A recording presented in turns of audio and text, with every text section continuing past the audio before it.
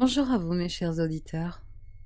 Permettez-moi de me présenter. Je m'appelle Nancy Lenz, et je me spécialise en alchimie et archéologie. J'aime découvrir des plantes exotiques rares et autres artefacts. Entre autres, ma dernière invention fut un succès florissant. Cette pilule miracle avait la capacité de faire fondre la graisse et empêche celle-ci de revenir pendant une année. Et cela n'est qu'une partie de la vérité, car l'autre partie est horrible, mais délibérément choisie. Laissez-moi vous expliquer.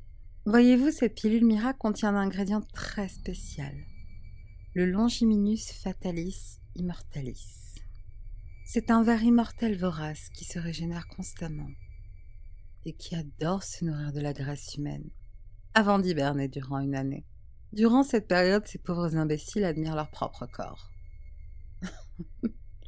Qu'ils en profitent, parce que lorsque ces vers se réveilleront, ils auront évolué en petites choses monstrueuses, qui dévoreront les tissus musculaires de ces imbéciles, tout en prenant soin de les laisser en vie et à la limite de la mort. Ces pauvres ignorants conserveront un aspect livide et squelettique, sans possibilité de grossir. Ah oui, j'oubliais.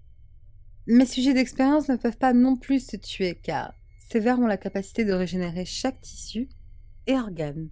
Eh oui, ces vers ont un QI de 175 et adorent se loger dans les intestins, provoquant une gastro permanente et très virulente.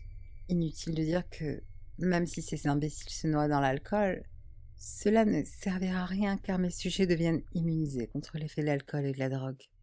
J'adore me faire de l'argent sur le dos de la faiblesse des gens. Et l'ironie de la chose est que je détiens l'antidote qui neutralise les vers durant 2 années. La beauté de la chose est que l'antidote va leur coûter 1 million de dollars. Et ils devront en prendre chaque 2 ans. Pourquoi je fais cela? Parce que je voulais me venger de tous ceux et celles qui m'ont rejeté, en me traitant de tous les noms d'oiseaux. Et de ces égoïstes qui pensent qu'à se faire admirer sur les réseaux sociaux. J'espère que vous allez aimer votre nouvelle apparence.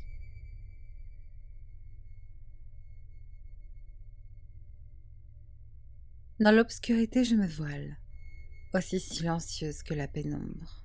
Mais d'un coup de vent, je deviens la mort. Nul ne sait qui je suis, ni d'où je viens. On m'appelle Bernstein von Kroger. Les grands manias du crime et des affaires m'inondent de contrats. J'ai naturellement quelques contraintes.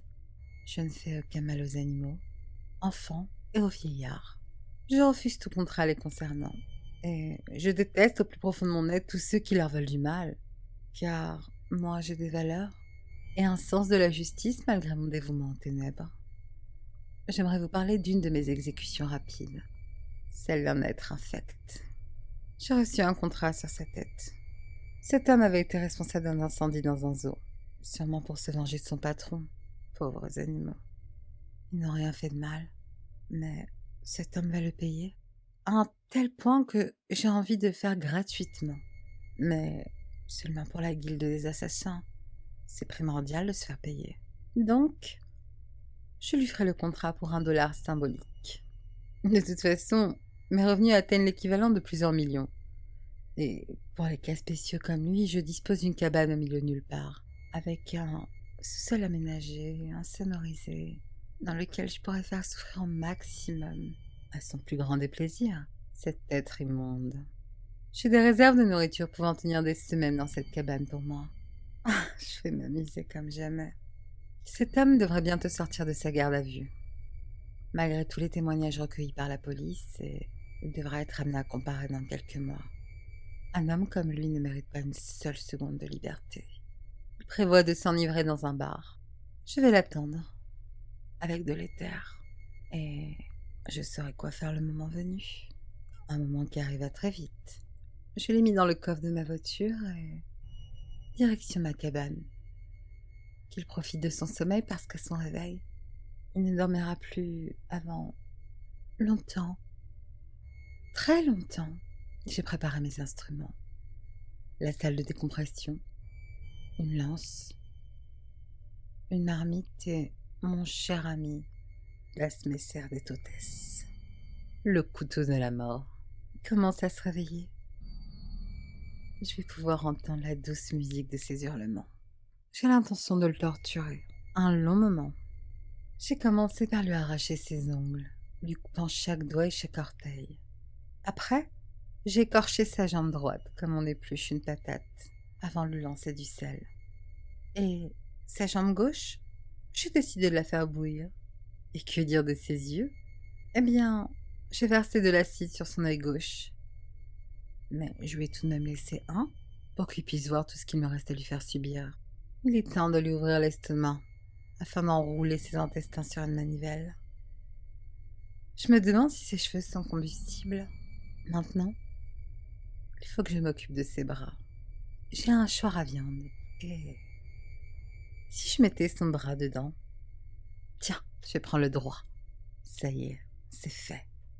Et je laisserai les fourmis rouges s'occuper de son bras gauche.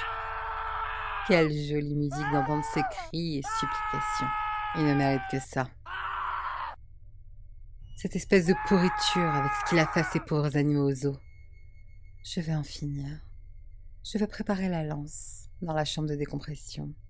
Mais avant, je vais l'achever en lui disant que j'ai accepté son exécution pour $1 symbolique. Juste pour lui montrer la valeur que je lui octroie. C'est moins que rien. C'est le moment de l'empaler sur la lance. Je fermerai la porte de la salle de décompression. Un dernier geste pour finir son exécution en beauté, en faisant sauter sans arrêt la pression. Ceci aura comme effet d'éclater tous les vaisseaux sanguins. Je vous garantis qu'il va crier comme jamais. Son exécution étant faite, il peut maintenant aller tranquillement en enfer. Et moi? Eh bien, moi je mérite quelques jours de congé maintenant.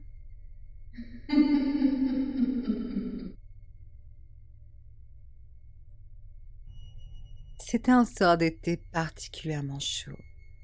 Et j'avais eu la merveilleuse idée d'inviter mes gentils voisins à partager avec moi un barbecue. Parmi mes voisins, il y a des policiers, des avocats et des juges. Et même le maire était présent. Que du beau monde, en somme. Ce barbecue était l'occasion pour moi de faire connaître mes produits artisanaux, essentiellement des colliers. Le soir venu, tous mes convives étaient joyeux, et l'alcool coulait à flot. Et étonnamment, mes colliers s'étaient vendus comme des petits pains. N'étant pas très bonne cuisinière, j'avais demandé à un de mes voisins de préparer les hamburgers, tandis que je découpais les légumes. Tous les invités ont aimé mes hamburgers, et en redemandé, en me faisant mille et une éloges. À la fin de la soirée, tout le monde est rentré chez soi, bien heureux et le ventre bien plein. Ah, si seulement ils savaient quel type de viande leur hamburger contenait. Je vais vous expliquer. Après 2 mois de harcèlement pour loyer impayé, mon propriétaire, qui était très fatigant, m'appelait jour et nuit, versant sa diarrhée verbale avec sa voix au perché. À force, j'ai commencé à rêver de voir sa maudite face partout où j'allais. Il n'arrêtait pas de m'appeler, que ce soit sur mon portable ou mon fixe, tout le temps. Des mots sur ma porte, sur mon pare-brise. Je n'en pouvais plus. C'est pourquoi j'ai décidé que j'allais régler le problème une bonne fois pour toutes. Je lui ai donné rendez-vous chez moi, en lui faisant croire que j'avais l'argent du loyer. Et il est venu très vite. J'ai recouvert mon appartement de papier journal et de bâches en plastique du plancher au plafond. Au moment pile où j'ai terminé, le propriétaire a sonné à ma porte. J'ai répondu et je l'ai invité à entrer. Comme un imbécile, il m'a demandé pourquoi j'avais recouvert mon appartement de papier journal et de bâches. Vous comptez faire des travaux? Me demanda cet idiot. Comme réponse, j'ai pris ma hache et je lui ai coupé la tête. Quelle jouissance! Quelle délivrance! J'étais enfin libre. Seule ombre au tableau, je devais me débarrasser du corps. Mais j'avais 2 jours. Vous me demanderez sûrement pourquoi 2 jours. Parce que il faut savoir qu'à chaque fin de semaine, il prétextait un rendez-vous d'affaires, qui n'était d'autre que des déplacements durant lesquels il retrouvait ses maîtresses. Voilà pourquoi j'ai pris ce rendez-vous avec lui le vendredi. Mais il fallait que je découpe le corps en morceaux. Je ne savais pas trop comment faire. Alors après mûre réflexion, j'ai décidé que mes voisins allaient m'aider à me débarrasser du corps. C'est pourquoi cette viande était si délicieuse, mélangée avec ma marinade faite maison.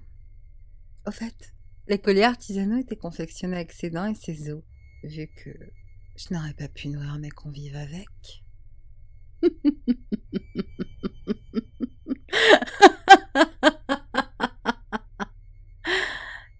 appétit, bien sûr.